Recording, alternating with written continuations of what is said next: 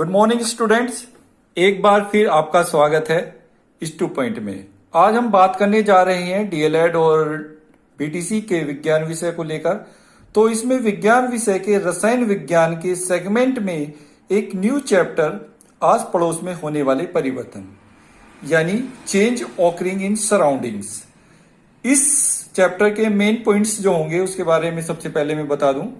इसमें सबसे पहले मैं परिवर्तन, उसके बाद भौतिक परिवर्तन तथा रासायनिक परिवर्तन, नियमित तथा अनियमित परिवर्तन, अनियंत्रित तथा नियंत्रित परिवर्तन, भौतिक तथा रासायनिक परिवर्तन, ऊष्माक्षेपी और ऊष्माशोषी, और लास्ट में है प्रत्यावर्ती और अप्रत्यावर्ती परिवर्तन को समझाएंगे। अब आते हैं अब इसमें। तो सबसे पहले देख लेते हैं परिवर्तन, यानी परिवर्तन क्या होता है। परिवर्तन ही प्रकृति का नियम है, ये सभी जानते हैं। अब इसकी डेफिनेशन या इसके बारे में जान लेते हैं कि परिवर्तन होता क्या है। हम चारों ओर अनेक तरफ देखते हैं जिनमें समय के साथ साथ परिवर्तन होता रहता है। कुछ परिवर्तन ऐसे होते हैं जिनमें तत्काल परिवर्तन देख सकते हैं, कुछ परिवर्तन कुछ देर के बाद देखे जा सकते हैं, कुछ अनदेखे रह जाते हैं। हमारे चारों ओर प्रकृति प्रदत्त वस्तुएं हैं। आज जो पौधा है वह धीरे धीरे आकार में परिवर्तन होता है। परिवर्तन प्रकृति का नियम है। उदाहरण के लिए देख सकते हैं जैसे रात दिन का होना, बटन दबाते ही प्रकाश का होना, और पानी जमकर बर्फ में बदल जाना, दूध से दही का बन जाना, पौधे का बढ़कर वृक्ष बनना, ये सभी परिवर्तन हैं। अब इन परिवर्तनों में मुख्य रूप से देख लेते हैं सबसे पहले प्राकृतिक परिवर्तन। यानी प्राकृतिक परिवर्तन कौन से होते हैं। परिवर्तन ही प्रकृति का नियम है। हमारे आस पड़ोस में जो परिवर्तन होते हैं, कुछ परिवर्तन होते हैं जो स्वतः होते हैं यानी नेचुरल होते हैं। जैसे आपका रात दिन का होना है, पेड़ पौधों का बढ़ना है, मौसम का बदलना है, ये सब कैसे प्राकृतिक है, नेचुरल है। इनमें किसी का कोई भी लेना देना नहीं होता। आगे देख लेते हैं। अब देख लेते हैं प्राकृतिक के आगे कृत्रिम परिवर्तन।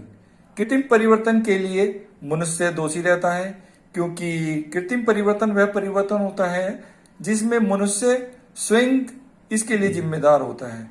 कुछ परिवर्तन जो हमारे द्वारा किए जाते हैं उसे कृत्रिम परिवर्तन कहते हैं। जैसे कोई भी परिवर्तन होता है या मनुष्य अपने लाभ के लिए जो परिवर्तन करते हैं उसको कृत्रिम परिवर्तन कहते हैं।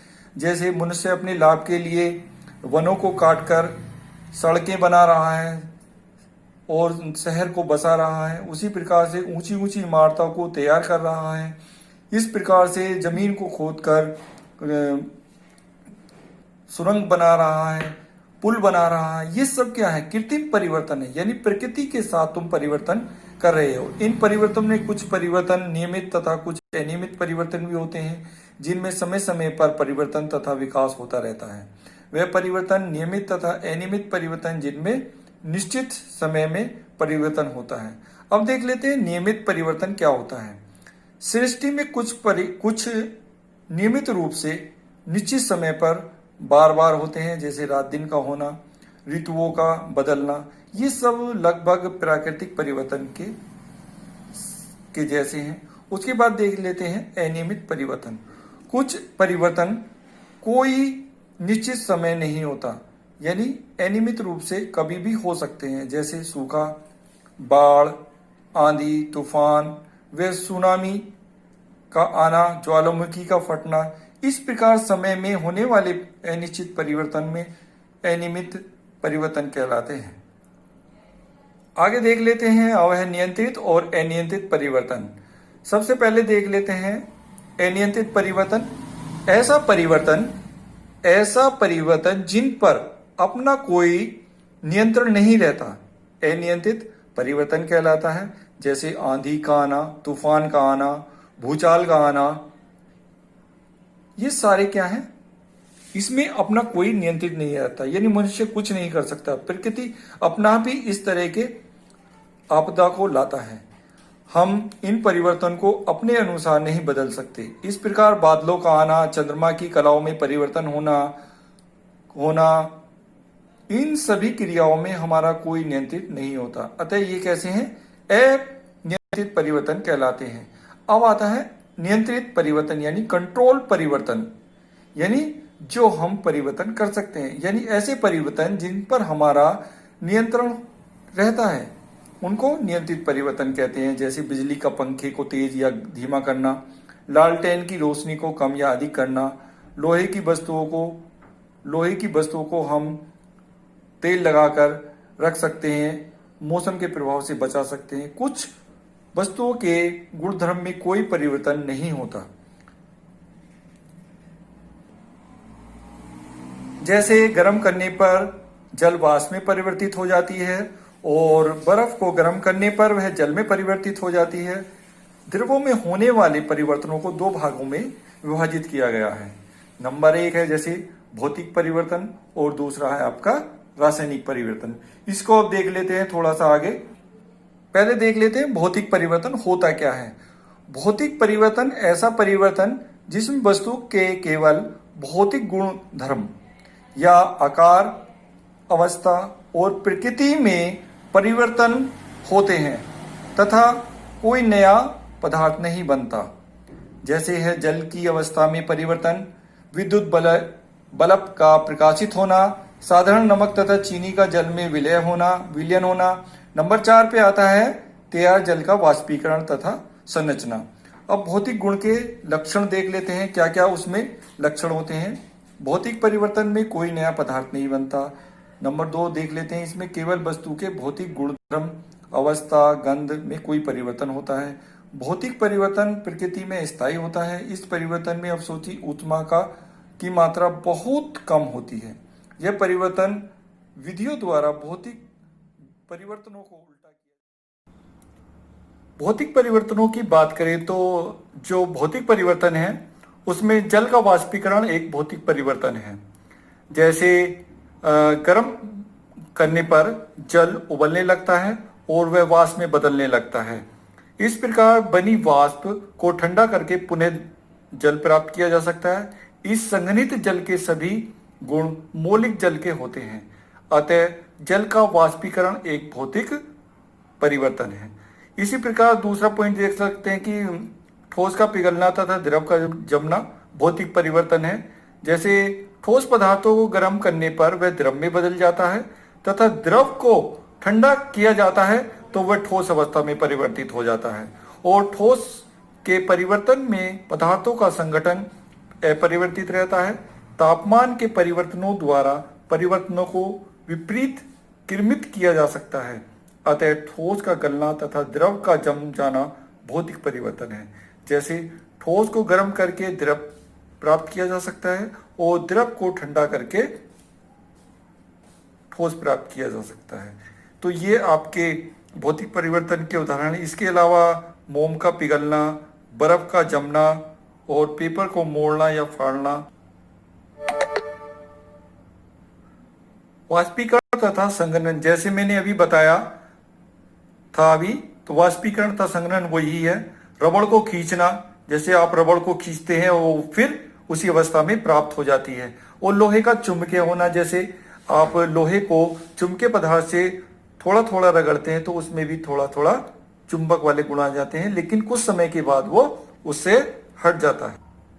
अब देख लेते हैं रासायनिक परिवर्तन यानी केमिकल चेंज। यानी केमिकल चेंज या रासायनिक परिवर्तन क्या होता है? ऐसा परिवर्तन जिसमें रासायनिक गुण धर्म में परिवर्तन हो जाता है तथा उसमें एक या एक से अधिक नए उत्पाद या पदार्थ बनते हैं, रासायनिक परिवर्तन कहलाते हैं। रासायनिक परिवर्तन कुछ रासायनिक अभिक्रियाओं के परिणाम स्वरूप होते हैं। रासायनिक अभिक्रियाएं ऐसी प्रक्रिया हैं जिसमें उपस्थित मुख्य पदार्थ एक नए पदार्थ में बदल जाता है। इस अभिक्रिया से पहले उपस्थित पदार्थों का अभिकर्मक तथा अभिक्रिया के पश्चात नए पदार्थों को उत्पाद कहते हैं। उदाहरण जैसे वायु में कार्बन कोयले के दहन से कार्बन डाइऑक्साइड बनती है, वो कार्बन के लिए C और प्लस O2 यानी ऑक्सीजन, और दोनों के मिलने से कार्बन डाइऑक्साइड बनते हैं। इस प्रकार कार्बन डाइऑक्साइड के गुण कार्बन से पूर्णतः भिन्न होते हैं। अतः कार्बन का दहन एक रासायनिक परिवर्तन है।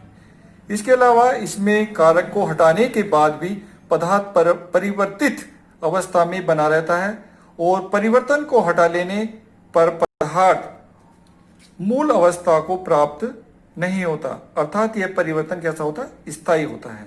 जैसे दही से दूध का जमना। कैसे? दही से दूध का जमना यानी दूध से अगर दही जमती है तो उसको दोबारा किसमें? दूध में परिवर्तित नहीं किया। कुछ रासायनिक परिवर्तन जैसे मोमबत्ती का जलना, जैसे मोमबत्ती को जल जाती है तो उससे दोबारा मोम प्राप्त नहीं होता। लोहे पर जंग लगना, जैसे लोहे पर जंग लग जाता है तो वो खत्म हो जाता है, उससे लोहा दोबारा प्राप्त नहीं। जैसे फलों का पकना, फल अगर पक जाते हैं तो उनको दोबारा नहीं कच्चा किया जा सकता। पौधों का वृक्ष में विकसित होना, जैसे पौधा विकसित हो गया तो उनको दोबारा पौधे में कन्वर्ट नहीं है। इसे पटाखों का फटना, पटाखे फट गए तो उनको दोबारा नहीं। कोयला, लकड़ी, कागज का, मिट्टी का तेल, दूध से दही का बनना, ये सब क्या है? रासायनिक परिवर्तन। यानी जो एक बार बन गए वो बन गए, दोबारा उनको परिवर्तित नहीं किया जा सकता। इसके बाद देख लेते हैं रासायनिक परिवर्तनों की मुख्य विशेषताएं। रासायनिक परिवर्तनों के मुख्य के पश्चात नया पदार्थ बनता है। रासायनिक परिवर्तन स्थायी होते हैं, अतः कारक को हटाने पर पूर्वावस्था में नहीं आते। नंबर 3 देख लेते हैं। परिवर्तन के पश्चात पदार्थ के गुण बदल जाते हैं जो मूल पदार्थों से गुणों में भिन्न होते हैं। इसमें परिवर्तन के पश्चात ऊष्मा, प्रकाश आदि निकलती है। इस परिवर्तन में अवशोषित ऊष्मा की मात्रा अधिक होती है। रासायनिक परिवर्तन को सरल भौतिक विधियों द्वारा विपरीत नहीं किया जा सकता। इसके कुछ अन्य उदाहरण ऐसे हैं जैसे श्वसन क्रिया है, भोजन का पाचन है, गन्ने के रस से सिरका बनना है, स्टार्च से शराब का बनना है, फलों का पकना आदि। ये क्या है? ये रासायनिक परिवर्तन है। यानी रासायनिक परिवर्तन, इनको किसी चीज में परिवर्तित किया जा सकता है लेकिन उनको मूल अवस्था में परिवर्तित नहीं किया जा सकता, वही रासायनिक परिवर्तन कहलाते हैं। अब देख लेते हैं ऊष्माक्षेपी और ऊष्मा शोषी परिवर्तन में अंतर। सबसे पहले देख लेते हैं ऊष्माक्षेपी परिवर्तन क्या होता है। वे रासायनिक अभिक्रियाएं जिनमें क्रिया के फलस्वरूप ऊष्मा का उत्पादन होता है अथवा अभिक्रिया से तापमान में वृद्धि होती है तो उसे ऊष्माक्षी अभिक्रिया कहते हैं तथा इस परिवर्तन को ऊष्माक्षेपी परिवर्तन कहते हैं। जैसे कार्बन मोनोऑक्साइड और ऑक्सीजन दोनों मिलकर carbon dioxide plus Q calorie ऊष्मा प्राप्त होती है। उसी प्रकार हाइड्रोजन और क्लोरीन मिला के 2HCl यानी हाइड्रोजन क्लोराइड और Q कैलोरी ऊष्मा उत्पन्न होती है। अतः ऊष्मा का धनात्मक मान अभिक्रिया में ऊष्मा के उत्पन्न होने का सूचक होता है। अब देख लेते हैं ऊष्माशोषी परिवर्तन। जब किसी रासायनिक परिवर्तन में ऊष्मा वातावरण का अन्य माध्यम द्वारा प्राप्त होता है तो ऊष्माशोषी परिवर्तन कहलाते हैं। इस प्रकार की अभिक्रिया को ऊष्मा परिवर्तन कहते हैं। जैसे N2 नाइट्रोजन और ऑक्सीजन मिलकर नाइट्रोजन ऑक्साइड और माइनस में Q कैलोरी बनाते हैं और हाइड्रोजन और आयोडीन मिलकर 2HI यानी हाइड्रोजन आयोडाइड बनाते हैं और -Q कैलोरी। ऊष्मा का ऋणात्मक मान ऊष्माशोषी परिवर्तन दर्शाता है। इस प्रकार हम सारांश रूप में कह सकते हैं कि ऊष्माक्षेपी और ऊष्माशोषी में क्या होता है? जो ऊष्माक्षेपी होता है उसमें धनात्मक मान होता है और जो ऊष्माशोषी होता है उसमें ऋणात्मक चिन्ह होता है। अब देख लेते हैं इस चैप्टर का लास्ट टॉपिक, वो है प्रत्यावर्ती और अप्रत्यावर्ती परिवर्तन। ये जो टॉपिक है ये सेम मिलता जुलता भौतिक परिवर्तन और रासायनिक परिवर्तन से मिलता जुलता है, क्योंकि इसमें देख लेते हैं प्रत्यावर्तित परिवर्तन को। एक गुब्बारा लीजिए और उसे फुलाइए और वह इतना फुलाइए कि वो फट ना जाए।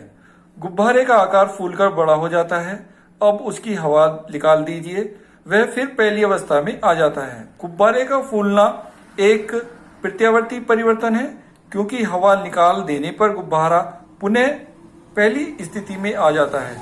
जब पदार्थ परिस्थितियां पलट देने पर अपनी पूर्व स्थिति में आ जाता है तो ऐसे परिवर्तन को प्रत्यावर्ती परिवर्तन कहते हैं। उदाहरण तो एक हो ही गया।